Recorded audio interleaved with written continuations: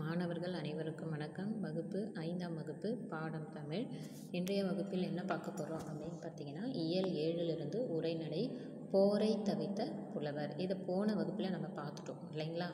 இதில் பார்த்தீங்கன்னா சுமார் 2000 ஆண்டுகளுக்கு முன்னர் தமிழகத்தை சேர்ந்தவர் யார்? சேர, சோழ, பாண்டியர் என்னும் குடியினர்கள் பெரும் மன்னர்களாக ஆட்சி புரிந்து வந்தனர். ஆனால் இதில் சில பகுதிகளை ஆண்டு வந்தன என்பதை பற்றி பார்த்தோம்.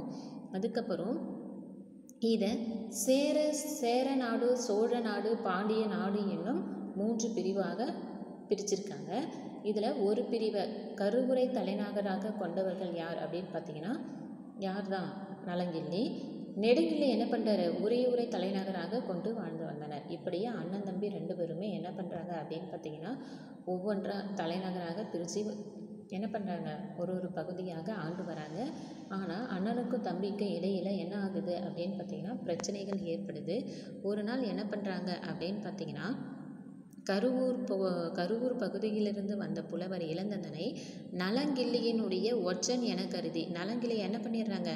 ஒற்றன் என கருதி நெடுங்கிள்ளியை என்ன பண்ணுறா? ஒற்றன் சொன்ன உடனே இளந்ததன் நலங்கியை பார்த்து ஒற்றன் அப்படின்னு சொல்லிடுறான். அப்படி சொன்ன உடனே நெடுங்கிள்ளி என்ன பண்ணுறாரு?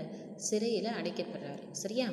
சிறையில் அடைக்கப்பட்ட உடனே கோவூர் கிழார் என்ன பண்ணுறாரு அப்படின்னு பார்த்தீங்கன்னா, உறையூர் சென்று மன்னன் நெடுங்கிள்ளியை பார்த்து, மன்னா, இளந்ததனை நீங்கள் ஏன் என்னை போல ஒரு புலவர் தானே, நீங்கள் ஏன் அவரை சிறையில் அடைச்சி வச்சிங்க அப்படின்னு சொல்லிட்டு கேள்வி கேட்டுக்கிட்டு இருக்காரு. அதாவது இளந்ததனை நீங்கள் எப்படியாவது இந்த சிறையிலிருந்து விடுவிக்க வேண்டும் என்பதற்காக என்ன பண்ணுறாரு? கோவூர் கிழார் நெடுங்கிள்ளியிடம் போய் கேட்டுட்டு இருக்காரு. இது வரைக்கும் நம்ம போன வகுப்பில் பார்த்தோம். சரியா? அதுக்கப்புறம் பார்த்தீங்கன்னா, அவரை விடுதலை செய்ய வேண்டும் என்பது யான் வேண்டும் பரிசில் என கூறினார். நெடுங்கிள்ளி தன்னுடைய தவறையெல்லாம் உணர்ந்த பிறகு என்ன பண்ணுறாரு? இளந்ததனை விடுதலை செய்து விட்டார். சரியா? அதுக்கப்புறம் பெரும் பரிசளித்து புலவர்கள் இருவரையும் அனுப்பி வைத்தனர். அதாவது நெடுங்கிள்ளி என்ன பண்ணுறாரு? ஒற்றன் என சொல்லிட்டான் இளந்ததன். அதனால தான் இளந்ததனை என்ன பண்ணுறாரு? நெடுங்கிள்ளி சிறையில் அடைக்கப்படுறாரு.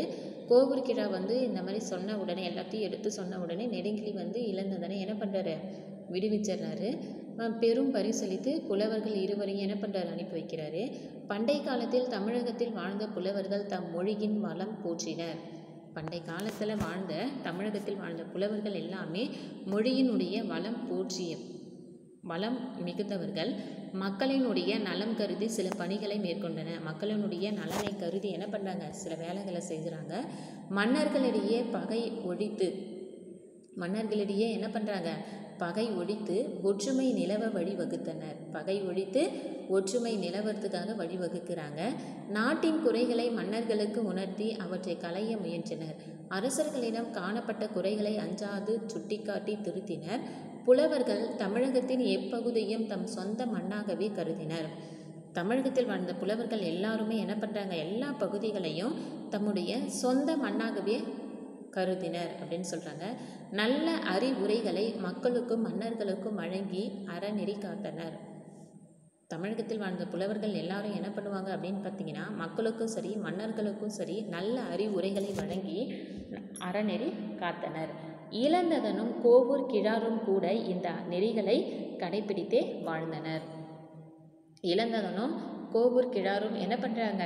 இவர்கள் செய்த, அதாவது தமிழகத்தில் வாழ்ந்த புலவர்கள் செய்த அறநெறி எல்லாத்தையுமே என்ன பண்ணுறாங்க? இவர்களும் அந்த நெறிமுறைகளை கடைபிடித்து வாழ்ந்தனர். யார் யார் அப்படின்னு பார்த்தீங்கன்னா, இளந்ததன், கோவூர் கிழாரும். சரியா? அதுக்கப்புறம் பார்த்தீங்கன்னா, நலங்கிள்ளி பெரும்படை திரட்டி கொண்டு நெடுங்கிள்ளியை எதிர்த்து போரிட தயாரானான். நலங்கிள்ளி என்ன பண்ணுறான்? பெரும்படியை திரட்டி கொண்டு நெடுங்கிள்ளியை போயிட்டு என்ன பண்ணுறான்? போரிட தயாராக இருக்கிறான். நெடுங்கிள்ளியும் எதிர்கொள்ள துணிந்தான். நெடுங்கிள்ளியும் என்ன பண்ணுறான் அப்படின்னு பார்த்தீங்கன்னா, சரி அவனே சண்டைக்கு வரும்பொழுது நாம் என்ன பண்ணணும்? சரி நாமளும் போவோம் அப்படின்னு சொல்லிட்டு எதிர்த்து போராடுறான். இந்த செய்தியை அறிந்த கோவூர் கிழார் மீண்டும் நெடுங்கிள்ளியை சந்தித்தார். அதாவது இதை தெரிஞ்சுக்கிட்ட கோவூர் கிழார் என்ன பண்ணுறாரு அப்படின்னு பார்த்தீங்கன்னா, இளந்ததனுக்காக என்ன பண்ணுறாரு? வாதிட்டு வந்தார் ஃபஸ்ட்டு. இப்போ இந்த 2 பேருக்கும் உள்ள பிரச்சனையை கேள்விப்பட்டு மறுபடியும் என்ன பண்ணுறாரு? கோவூர் கிழார் அவர்கள் மீண்டும் நெடுங்கிள்ளியை பார்க்கறதுக்காக வராரு. உடனே என்ன சொல்கிறாரு நெடுங்கிள்ளி? நீவீர் இருவரும் சோழர் குடியை சார்ந்தவர். நீங்கள் 2 பேருமே என்னது? சோழர் குடியை சார்ந்தவர்கள். நீங்கள் 2 பேருமே சோழர் குடியை சார்ந்தவர்கள். போரில் இருவரும் வெற்றி பெறுவது இயலாத செயல். ஒருவர் தோற்பது உறுதி. உம்மை எதிர்ப்பவன் பாண்டியனோ சேரனோ அல்லன். 2 பேரும் சண்டை போட்டுக்கிறீங்க. ஆனால் இதில் யாராவது தோற்று போகிறது உறுதி தான். ஆனால் யாராவது ஒருத்தவங்களை எதிர்ப்பதுக்கு பாண்டியனோ சரி சேரனோ சரி அல்ல, யாருமே கிடையாது.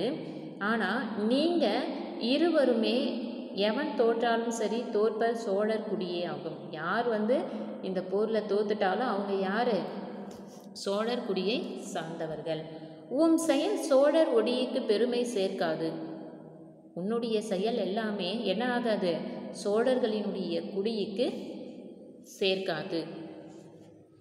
ஆகையினால் பகை தவிர்க்க வேண்டும். அதனால் நீ என்ன பண்ணணும்? பகையை தவிர்க்க வேண்டும் என்று கூறினார். பின்னர் நலங்கிள்ளியை சந்தித்து பேசி சோழர் குடிக்கு பழி வாரா வகையில் நடந்து கொள்ள வேண்டினார். உடனே நலங்கிள்ளியை சந்தித்து என்ன பண்ணுறாரு அப்படின்னு பார்த்தீங்கன்னா, சோழர்களினுடைய குடிக்கு பழி வராத வகையில் நடந்து கொள்ள வேண்டும் சொல்லிட்டு வேண்டி கேட்டுக்கிறாரு. யார்? நலங்கிள்ளியும் நெடுங்கிள்ளியும் பார்த்து கேட்குறாரு. யார்? கோவூர்கிழார் அவர்கள். உடனே நெடுங்கிள்ளி என்ன பண்ணுறான்? தன்னுடைய தவற்றை உணர்ந்துடுறான். கோவூர்கிழார் பேசின உடனே என்ன பண்ணுறாருன்னா, நெடுங்கிள்ளி தன்னுடைய தவற்றை, இதுக்கப்புறம் நம்ம என்ன பண்ணக்கூடாது? அண்ணங்கிட்ட போயிட்டு அண்ணன் தம்பி சண்டை இதுக்கப்புறம் நம்ம யாரும் போட்டுக்கக்கூடாது என்பது போல கோவூர்கிழார் சொன்ன உடனே தன்னுடைய தவற்றை உணர்ந்து மூத்தவன் நலங்கிள்ளியிடம் தன் வசம் இருந்த நிலப்பரப்பை ஒப்படைக்க முடிவு செய்தான். தன்னுடைய கையில் இருந்த நிலப்பரப்பை முழுவதையும் என்ன பண்ணுறான்? ஒப்படைக்க முடிவு செய்கிறான். யார்? நலங்கிள்ளியிடம். மூத்தவன் நலங்கிள்ளியிடம் ஒப்படைக்கிறதுக்காக நெடுங்கிள்ளி முடிவு செய்கிறான். புலவர் கோவூர்கிழாரின் துணையுடன் நலங்கிள்ளியை சந்தித்தான். புலவர் கோவூர்கிழாரினுடைய துணையுடன் என்ன பண்ணுறான்? கோவூர்கிழார் தான் என்ன பண்ணுறார்? நீங்கள் பண்ணுறதெல்லாம் தப்புன்னு சொல்லிட்டு எடுத்து சொன்னார். திருந்திட்டாங்க. அவருடைய உதவி துணையோடு நலங்கிள்ளி என்ன பண்ணுறான்? சந்திக்க முற்படுறான் நெடுங்கிள்ளியை. தன் தவற்றுக்கு வருந்தினான். தன்னுடைய தவற்றை வருந்தி நலங்கிள்ளியும் வருத்தம் தெரிவித்து நெடுங்கிள்ளியை உடன் பிறந்தவனாக ஏற்று அன்பு செலுத்தினான். உடனே நலங்கிள்ளி என்ன பண்ணுறான்? நெடுங்கிள்ளியை தன்னுடைய கூட பிறந்த அண்ணன் சொல்லிட்டு என்ன பண்ணுறான்? ஏற்றுக்கிறான். அன்பு ரொம்ப பாசத்தையும் செலுத்துகிறான். இருவரும் பகையை மறந்தனர். பாசம் காட்டின உடனே 2 பேருமே என்ன பண்ணுறாங்க? பகையை மறந்து நலங்கிள்ளி பொறுப்பான ஆட்சி நடத்த நெடுங்கிள்ளி துணை நின்றான். நலங்கிள்ளி என்ன பண்ணுறான் அப்படின்னு பார்த்தீங்கன்னா, பொறுப்பான ஒரு ஆட்சியை நடத்துறதுக்காக நெடுங்கிள்ளி துணை நின்று இருக்கிறான். சோழ நாடே மகிழ்ந்தது. கோவூர்கிழார் போற்றப்பட்டார். உடனே நலங்கிள்ளியும் நெடுங்கிள்ளியும் 2 அண்ணன் தம்பி தான் இல்லையா? 2 பேரும் சண்டை போட்டுக்கிறாங்க. இப்போ கோவூர்கிழார் இந்த பிரச்சனையில் ஈடுபட்டு அறிவுரை சொன்ன பிறகு இவங்க திருந்திடுறாங்க. இப்போ இருவரும் அண்ணன் தம்பி ரொம்ப பாசத்தோடு இருப்பதை பார்த்த சோழ நாடு என்ன ஆகுது? ரொம்ப மகிழ்ச்சியாக இருக்குது. சோழ நாடு மகிழ்ச்சி அடைவது மட்டும் இல்லாமல் கோவூர்கிழாரும் என்ன பண்ணுறார்? ரொம்ப சந்தோஷப்பட்டார். சரியா? இதுலேருந்து என்ன தெரியுது அப்படின்னு பார்த்தீங்கன்னா, பிரச்சனைகள் எவ்வளவோ பிரச்சனைகள் வீட்டில் இருக்கும். ஆனால் விட்டு கொடுத்து எல்லாமே நம்ம என்ன பண்ணலாம்? விட்டு கொடுத்து என்ன பிரச்சனைகள்ன்றது விட்டு கொடுத்து வாழ்ந்தாலுமே 2 பேருக்கு உள்ள பிரச்சனைகள் எதுவுமே அதிகமாக வராது இல்லையா? அப்போ 2 பேருமே நீ என்ன நானன்னு சொல்லிட்டு சண்டை போட்டுக்கிட்டு இருந்தாங்க நலங்கிள்ளியும் நெடுங்கிள்ளியும். இப்போ அவங்களுடைய தவற்றை உணர்ந்து கடைசியில் என்ன பண்ணுறாங்க? ரொம்ப ஒற்றுமையாக வாழ்ந்து வராங்க. ஒற்றுமையாக வாழ்வதை அந்த சோழ நாடு ரொம்ப மகிழ்ச்சி அடைகிற அளவுக்கு இருக்குது இல்லையா? அதனால் நம்மளும் வீட்டில் ஒவ்வொருவரும் பிரச்சனையை ரொம்ப பெருசாக ஆக்காமல் விட்டு கொடுக்குற மனப்பான்மை இருந்தால் பிரச்சனை என்பது நமக்கு வராது. அதனால் வீட்டில் ஒவ்வொருவரும் அன்பையும் பாசத்தையும் காட்டி என்ன பண்ணணும்? வாழ்ந்து வந்தால் அந்த குடும்பத்தில் எல்லாருமே என்ன பண்ணுவாங்க? ரொம்ப சந்தோஷப்படுவாங்க இல்லைங்களா? சரி, அதுக்கப்புறம் இந்த பாடத்தில் இருக்கிற 1 மார்க்லாம் என்ன பண்ணுங்கள் அப்படின்னு பார்த்தீங்கன்னா, படித்து பார்க்காம எழுதி பாருங்கள் ரஃப் நோட்டில். சரிங்களா? நன்றிப்பா.